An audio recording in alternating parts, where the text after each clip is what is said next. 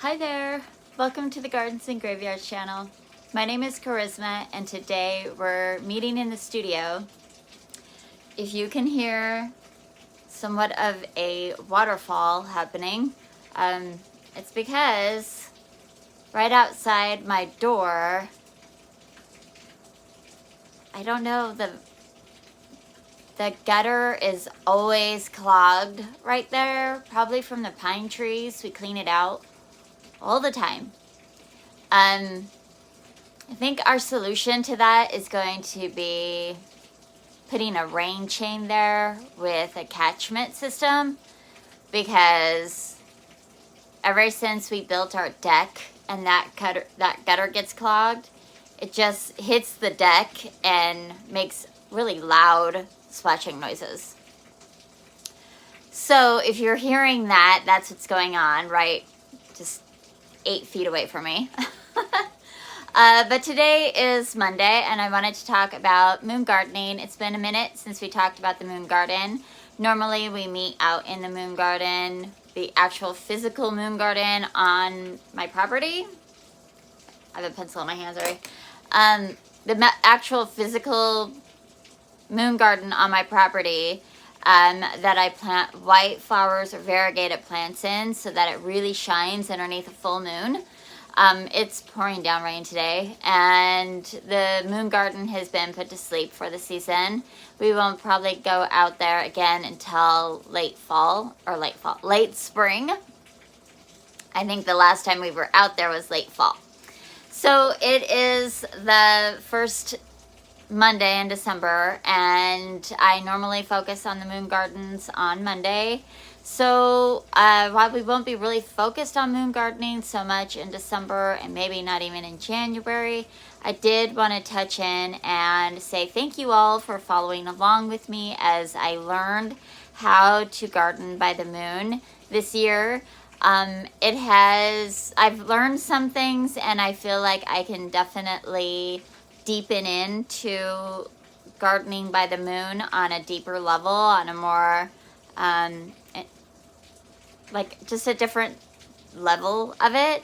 I really hyper focused on it in the moon garden. It was just a reminder, like I'm in the moon garden and I'm following the moon cycles in this garden, but I'd like to expand and garden by the moon in my whole garden.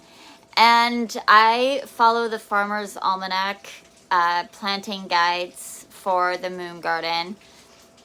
But I swear every time I try to go online and look them up, because I don't pay for their app or whatever, so I have to like look it up every time. And if you just leave it open on an open window, it knows and it's like, hey, you've already looked at this so many times. We're not giving you any more free information.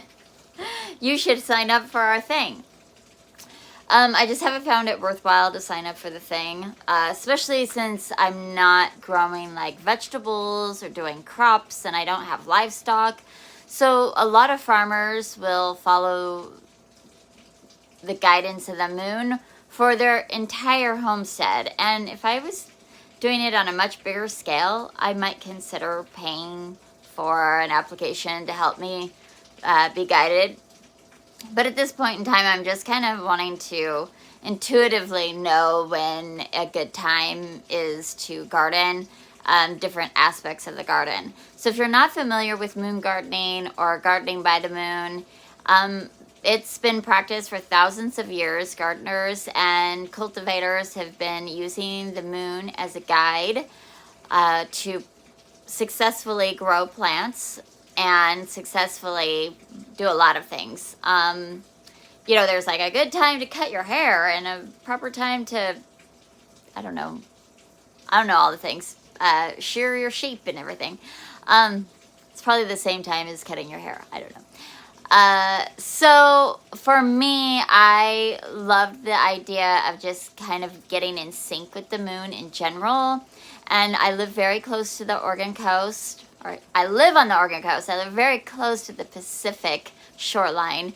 And I can see every single day what the tides are doing and how the moon affects the tides. That has been scientifically proven. it has also been scientifically proven that the moon affects the moisture content in the soil, where the moisture level is in the soil line.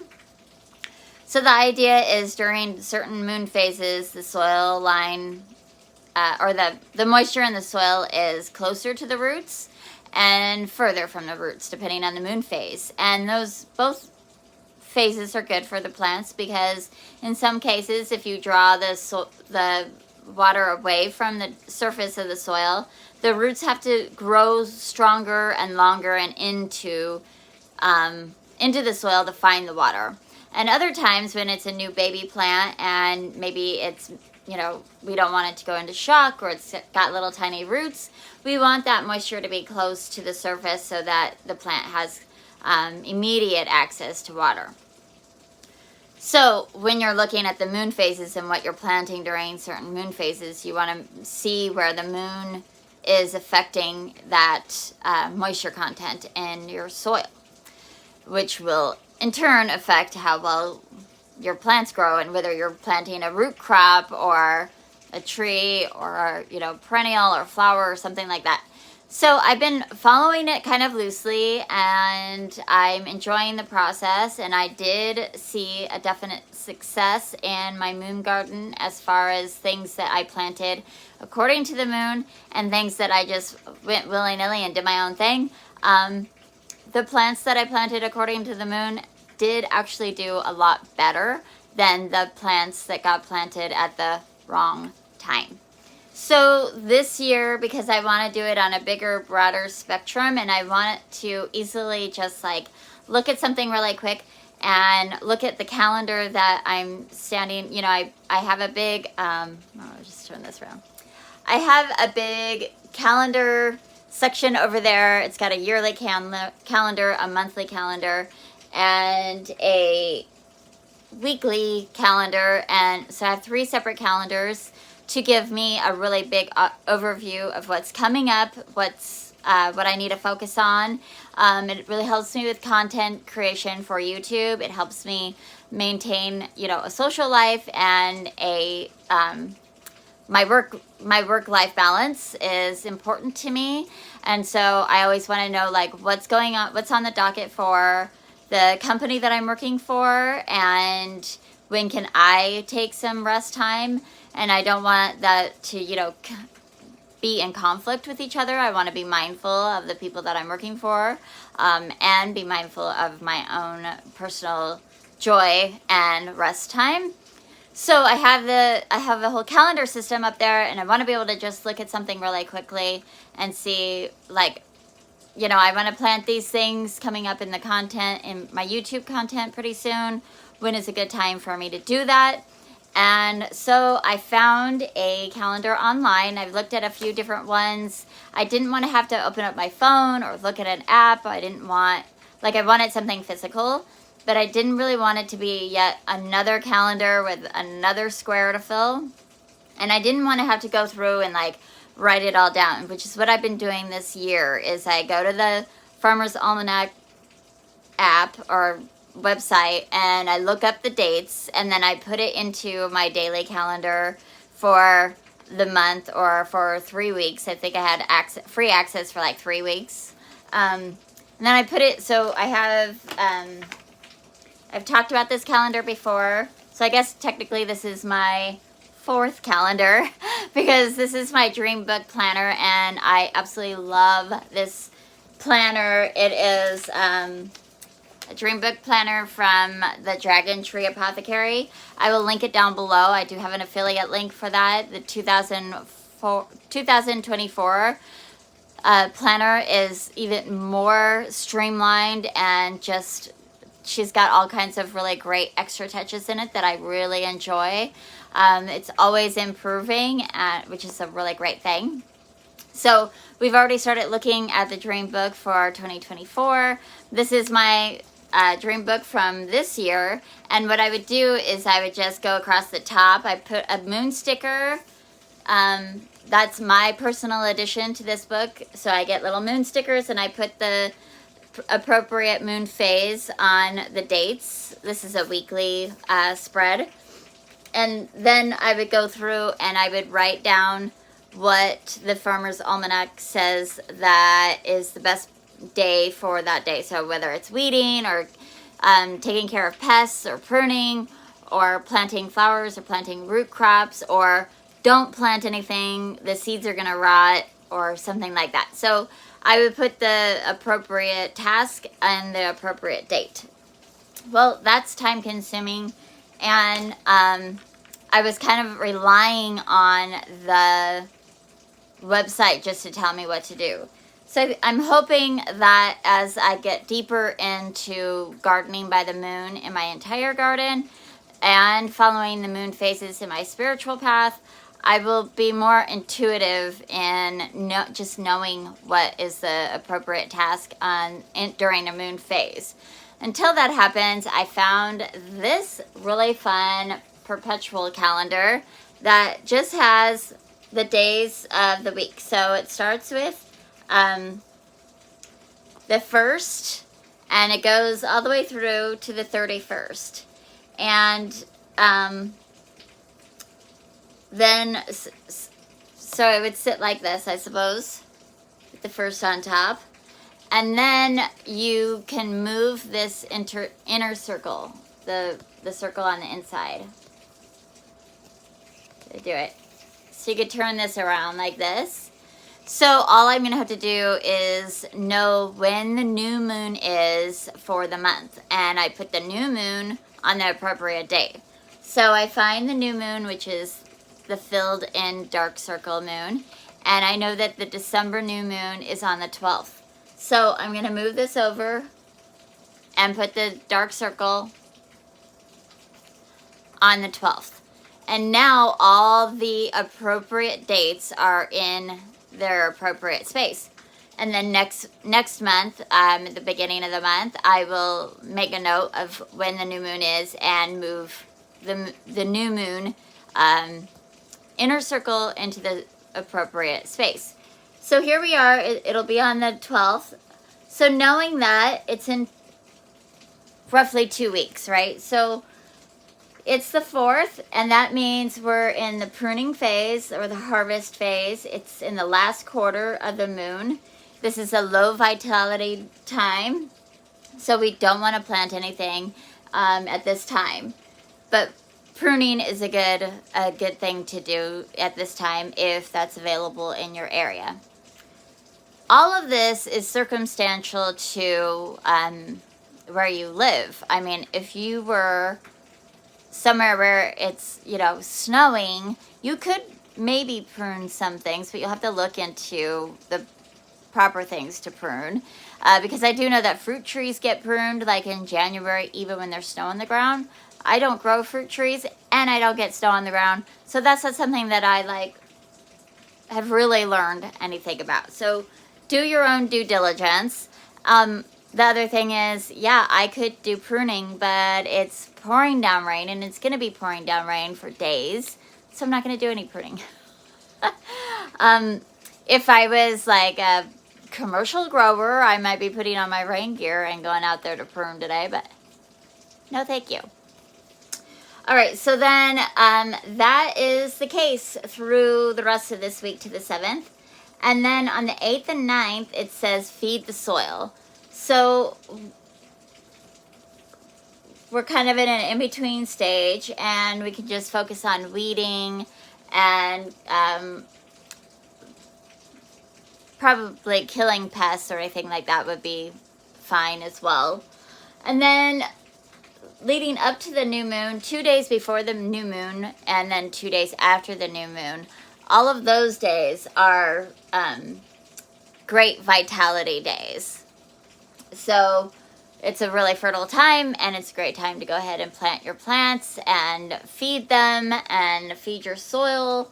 So yeah, and then after that we go into the first quarter phase, and you're still going to be in a good space to plant above ground crops, but maybe not necessarily root crops.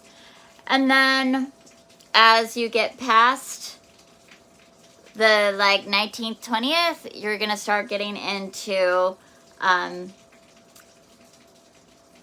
You'll still be in the first quarter phase, but you won't want to plant any root crops, and so on and so on. I really like the calendar. It's simple and to the point, and there's certainly some finesse, and I might even, there's definitely, you can see there's a lot of white space. I can certainly maybe put a couple of stickers or maybe put a couple of asterisks and pencil in some things that I've learned that might be pertinent to my garden. Or it might just be something that I don't want to forget about that I think is important during those specific moon phases. For example, I think for me, I want to know when the tide, I'm terrible and I always forget because again, I have a tool. I just look up the low tide, look up the high tide, and I just believe whatever the table tells me. So I would like to incorporate like really knowing, is it the full moon, the waxing moon, the waning moon, the new moon that creates this kind of tide versus that kind of tide. And I might put those tides, maybe not the exact tide table as far as, you know, our highest tides at 5:05 p.m. Not that, because that wouldn't be perpetual, but it would, I would be able to say, you know, in the new moon phase, that's when we're looking at more high tides. In full moon phase, that's when we're looking at more low tides, if that's true. I'll put the correct ones up on the screen so I don't confuse you, since I tend to be confused. But anyways, that's what I'm going to share today is our new moon calendar, and I'm just going to put it up on the board with everybody else. I'm waiting for my yearly calendar to arrive from Amazon. It is always a wipeable board, so I can make changes anytime I want, and it looks good. The very first thing I ever do with those boards is I black out weeks that I know that I'm going to need rest, because that is my first priority for the year, to schedule in those times when I want to make sure that I am really taking extra good care of myself. So we will probably talk about calendars at the end of this month when we're talking about our plans for 2024, but I wanted to share the new moon calendar with you, and I will link this down below. I do not have an affiliate link with Amazon, but you're welcome to check this out for yourself. There's a few different kinds. I just kind of liked this particular one. It has my colors, and it was simple enough. It didn't get too confusing, and I think it'll help me be more intuitive without being all like super specific, and then I rely on the calendar thing, right? So that is going to be it for today. If you have any really great simple tips on gardening by the moon, let me know in the comments below. I'd love to hear them and hopefully incorporate them into my own gardening practices. This is a channel that's all about inspiration, not just for you, but for me as well. And I love hearing your stories and how you've been inspired by something that I've done on this channel or on other channels as well. I hope that you are celebrating your life and you're having a great start to your holiday month. And I hope that we see you again. Make sure that you subscribe and tune in, because I post a new video almost every single day of the week. And I will see you in the next one. Bye.